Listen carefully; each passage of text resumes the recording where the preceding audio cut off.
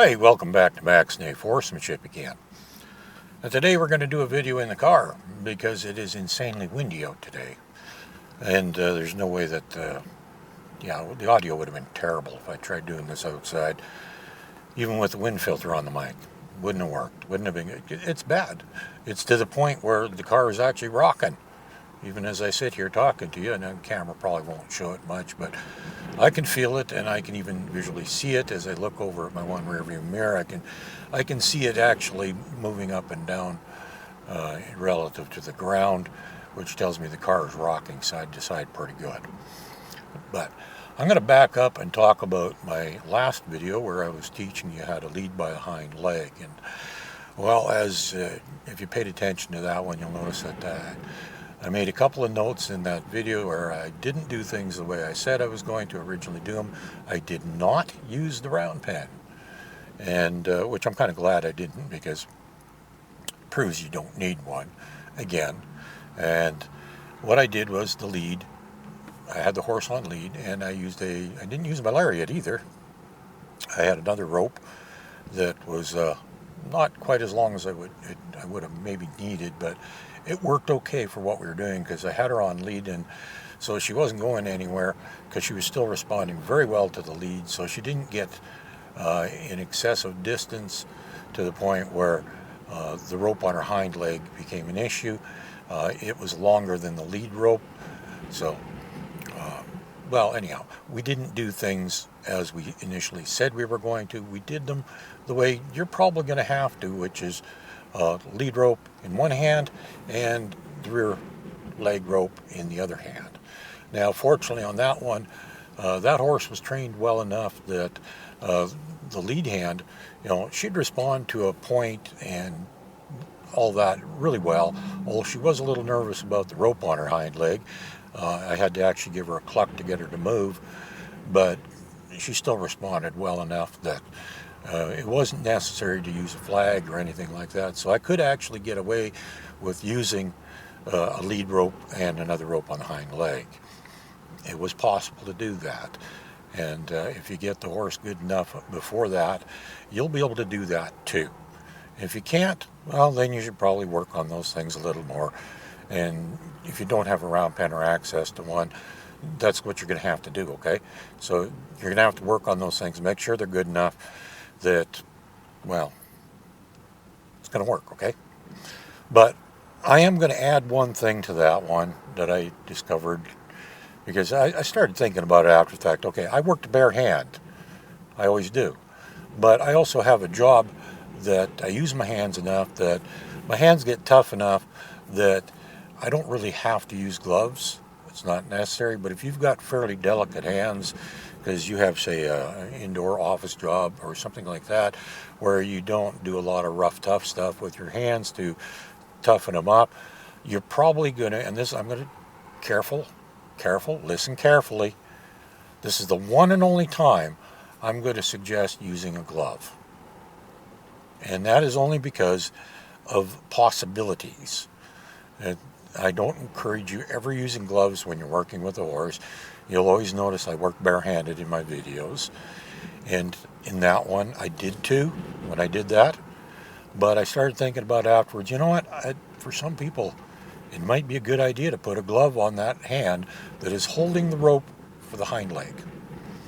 Because if you happen to get it the wrong angle to the horse when it kicks, and it quite likely will, not all horses, but extremely good chance that your horse is going to get kicky. And especially when you first put that rope on, it wants to get it off of there. And it's going to start kicking. And if the horse happens to be at the wrong angle to you when it's kicking, it could give that rope a real good jerk, pull it through your hand, and you're going to end up with an injured hand, rope burn, stuff like that. So that is the one and only time I will suggest maybe not a bad idea to use glove. In advanced situations, it would be unnecessary, but to start with, if you've got particularly tender hands, it'd probably be a good idea. So I thought I'd add that, because I didn't include that part in that video because I didn't even think about it until after I was done. And even though I did work barehanded the whole time, and we did make a little progress, we didn't finish up. And I was going to do some more today, But yesterday, the flies and mosquitoes and everything were just so bad. I mean, they were just horrible that we called her quits after the first side on the first horse. But, you know, that took a little while, but we made progress, significant progress, I think. So if you make progress, there's nothing wrong with stopping there. And I was going to continue and do a little more today, but it is so incredibly windy. The problem with working in the wind is that there may actually be enough wind force on that rope to put pressure on the horse's leg when I don't want any. And that's really going to mess up what I'm trying to do. So on an exceptionally windy day, you may actually want to say, forget it, I'm not going to do this stuff. Which leads me up to something else I want to talk about is in a lot of videos that you're going to see, mine as well, you'll see good horsemen, and it seems like every day is a beautiful day where they're working. Well, it could be that maybe they're just not making videos on the bad days. And it misleads you a little bit. It makes you think that you should be out there every single day. No. Because particularly where I live, we can get all kinds of extremes, whether it's extreme wind, rain, that sun beating down on you, some snow, too hot, too cold, whatever. The bugs are extremely bad. All sorts of things like that can be dictating factors where you're going to simply say, forget it, not today. It's not worth it. And if that is the case, take a day off. Horse isn't going anywhere. You know, and if it does slow your training down a little bit, that's okay. It's not the end of the world. You know, advancing as fast as possible, doing as much as you can on the good days, yeah, fair game. But if it gets to the point where it's just absolutely miserable out and it's going to just make it a very unpleasant situation for you or the horse or both, forget it.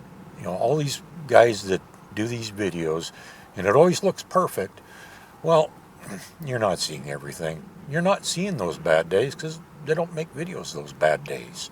Neither do I. Because, you know, there's times where if it's raining particularly hard, I don't want my camera equipment getting all soaking wet. That's not good for it. This isn't a GoPro. It's not waterproof. This thing doesn't like the rain.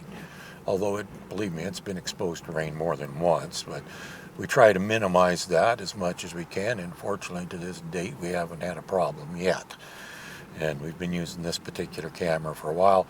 It's got a few issues, but it's still hanging in there. And our issues are not from rain either. It's actually, one day it was too windy and it got blown over in the wind and bent the monitor on it a bit.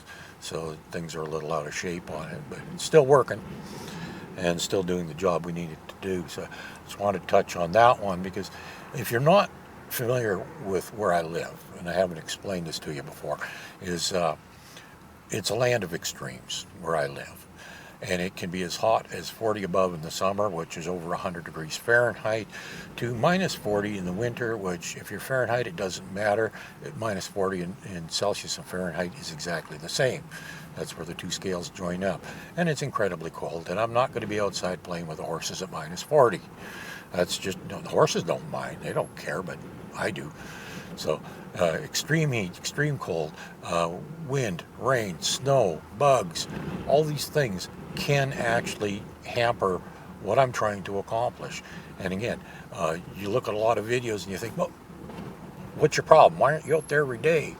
And you could be speaking to me or to yourself in that case. But fact is, you don't see everything. You don't see everything that's going on, because when those days are there, nobody's outside with a camera. Simple as that. But sometimes outside has its advantages too, because perfect example would be I used to work in an indoor arena a lot. And if I'm, say, working with the tarp, it's calm enough in there, I can do just about anything I want with the tarp, and the horse gets used to it, no problem.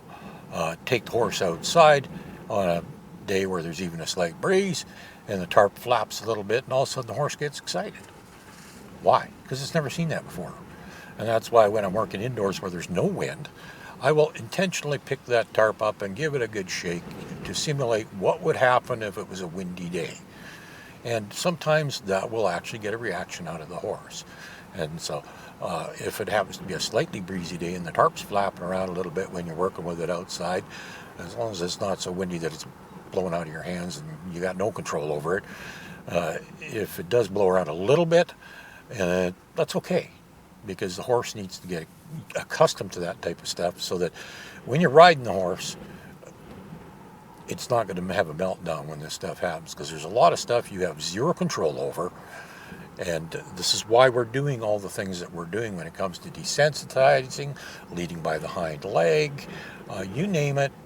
We're just getting the horse used to the real world, and so that you'll have a safe, predictable horse that you can get on and ride without a series of events where it turns into something a little on the dangerous side. Because there's a lot of people riding horses out there right now, and I've seen them doing it, and they're horses I would never get on, because they're just, they have enough trouble even just getting on the horse, and it's so reactive to things that it would absolutely not be safe to ride those horses. And a lot of people will use the excuse, well, that's just the way the horse is. It's a sensitive, reactive horse. No, that's not the way the horse is. That's what you allow. And I've mentioned that before. It's like all of the bad behaviors, whether it's a hard to catch horse, hard to get on the horse, or it's reactive to various things that happen in the real world. These are things that, in spite of the fact that you might actually have a horse that is, the personality is just, it is a little reactive to things. It's a little extra sensitive, more than some horses. But you can still significantly improve things to the point where the horse is actually safe to ride. And this kind of goes along with, and I've done a video on this topic, I think a couple of them actually, where most places, particularly in the U.S. around coming up July 4th, years ago when I used to be on social media, which I'm not anymore, you always see people posting little videos about, oh, please, or sometimes memes or whatever, please, don't set off the fireworks. They're bothering my horse, or they're bothering my dog, or my sheep, my pigs, whatever, and animals will tend to react to that stuff. But you have zero control over nature and what nature does.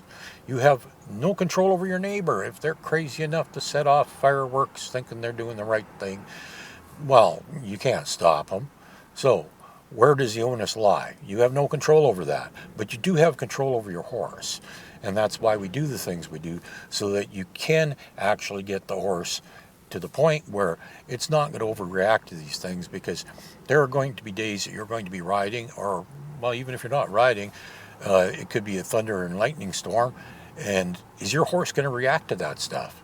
Whether you're on it or not, you don't want the horse having a meltdown every time there's a crack of lightning and the thunder and all that stuff, because you have no control over that stuff. Nobody does. That's nature. And those are things that are going to happen. And, well, for example, riding along and a car goes past and it backfires. Well, nobody has control over that. It's one of those things that's just going to happen. Can your horse handle it? If you're riding along and there's a flagpole with a flag on it flapping in the wind, is the horse going to freak out about that stuff? All these things are all things that we are working up to make your horse safer for you. And, well, safer for the horse, too, because in the example of the leading by the hind leg, that's all about making it safer for the horse. That will also make it safer for you, too, if you're riding along and something happens to hit the horse's leg and you don't want it freaking out when it happens because you're riding, and you also don't want the horse getting hurt. So, maybe that's actually to the benefit of both of you, not just the horse. Primarily, we're doing it for the benefit of the horse, because there's going to be lots of times when you're not around that the horse can get into trouble and things can happen, and, well, you don't want a horse struggling and fighting and freaking out until it gets hurt to the point where there's nothing you can do to help it. And I have seen it happen. It's not an exaggeration. I've seen it happen. And actually, there was one not all that long ago where the horse got tangled in a fence, and he struggled, did manage to get out, but he did get cut pretty bad, and actually got to the point where when they found him, he was actually laying down in the pasture and had given up because he had been cut so bad that he wasn't going to try and fight for his life anymore. And, well, fortunately, they did manage to get him up and got him back to the barn and doctored him up and everything else. But that horse will be permanently lame. And although once he healed up, which is surprising, that silly little horse had a habit of getting hurt. Once he healed up, you had to actually watch to notice the lameness, but chances are that, well, he may or may not have been rideable eventually. I don't know. Hard to say, but there definitely was going to be a lameness there, and that was unfortunate because that was also a rather valuable purebred horse that of a specific breed that probably would have, even without training, drawn in about $10,000, somewhere in that neighborhood. And simply by taking the time to do something like what I've been showing you, we could have prevented that. As it turned out, because of the lameness and everything else, it probably wasn't going to be worth $500 instead of $10,000. So for $9,500, is it worth your time to teach your horse to lead by the hind leg? I think so. So anyhow, I think I've covered everything I want to talk about in this video. So I'm just going to say, go have some fun, enjoy the day, and if it's too miserable to work with your horse, do something else. But enjoy your day anyhow. And if it happens to be a decent day where you're living and watching this video, get outside and spend some time with your horse and do something. Anything. Doesn't matter. Everything can be constructive and helpful and beneficial for both you and the horse. Have a great day and see you on the next one. Bye now.